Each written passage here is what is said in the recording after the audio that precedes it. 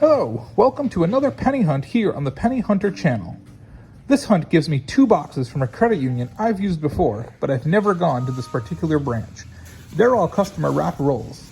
As always, we're hunting for wheat cents, 4N fines, errors and varieties, and shiny coins for our shiny jar. I have a little bit of a challenge for my viewers today. In the thumbnail, there's a particular wheat cent that I found in the video.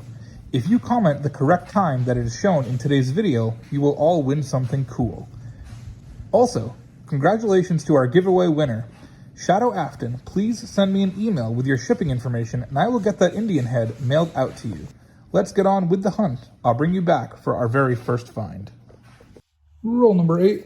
We have our first wheat cent of the box. We've had a few other side finds, but no wheat cents until roll number 8. It's a 1951 S mint mark. Pretty nice find. Let me give you a mid-box wrap-up. We still have that one 1951 S wheat cent and only one.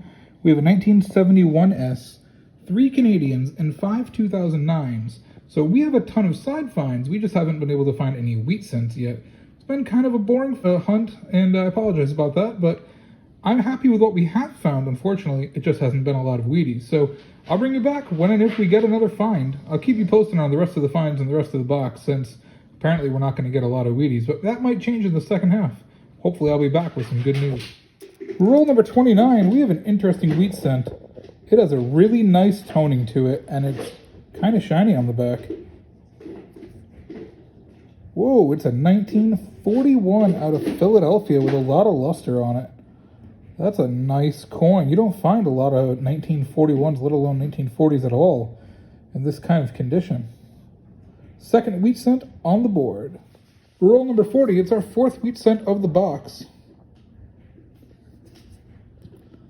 It's a 1952 out of Denver. So we've had 3 in the second half of this box in the last 15 rolls. Hopefully we can finish strong and get you some good wheat cent finds. Roll number 50 has our 5th wheat cent in it, likely our final wheat cent since I only had a couple more coins to go in the roll.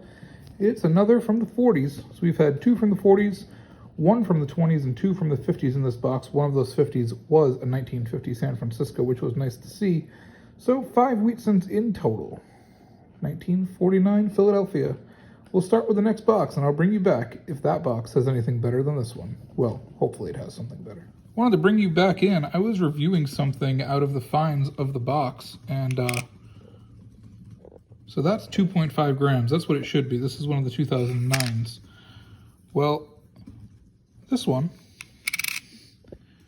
is 3.1 grams, which means it was made out of copper, and it is a special commemorative low mintage coin. 3.1 grams, you can see right there on the scale.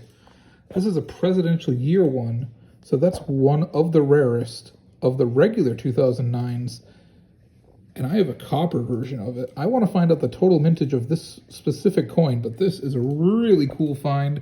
Not a lot of these were minted in copper, under $1 million each, and I'll get you the total mintage. It'll appear on the screen right now. This is a really cool find. I wanted to bring you back and show you this find. It's a very nice 1959 first year Lincoln Memorial back cent. Most of the ones I find are completely brown, but this has a lot of luster on it. It is a little damaged, but I just wanted to share it with you because I do not find them too often in nice condition like this. Still no wheat cents, and we are over 15 rolls into the second box. So I wanted to bring you in. I'm going through some of my varieties that I set aside at the halfway point and at the end of all of my boxes. And under the scope, I have a 1969D. This is what it normally should look like. You see the FG here, and you see Lincoln sitting on his steps in the memorial in the middle of the coin here. Now let me show you one I just found. You don't see Abe sitting in the memorial steps, and it's very, very, very faint. There's no FG as well. You can almost make it go away just by moving the light, and if it comes back, you can barely make it out. It goes away right there. And there's a floating roof on top, nothing connecting either side.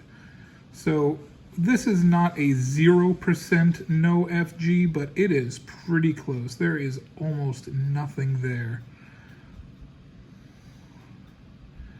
You can faintly see it. It's from an over-polished die.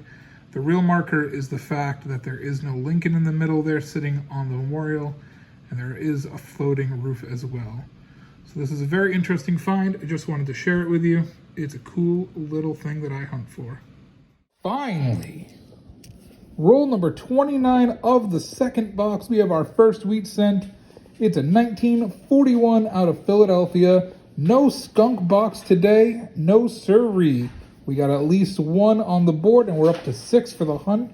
2 cool varieties found. It's been a fun hunt overall. We haven't had a whole lot of finds in this box, so I'll show you this really nice shiny 1978 Teddy the Niffler, the shiny jar. He's going to be real happy about this one. We're going to check it against the book. I think it'll be close to an upgrade, but I think we have a nice 78, but I'll check it anyway. It's a real nice coin.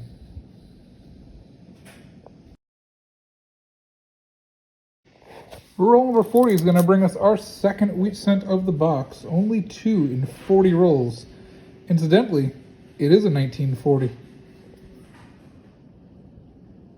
So we have 7 wheat cents in total across 90 rolls opened. Not the greatest hunt ever, but it's a fun hunt no matter what.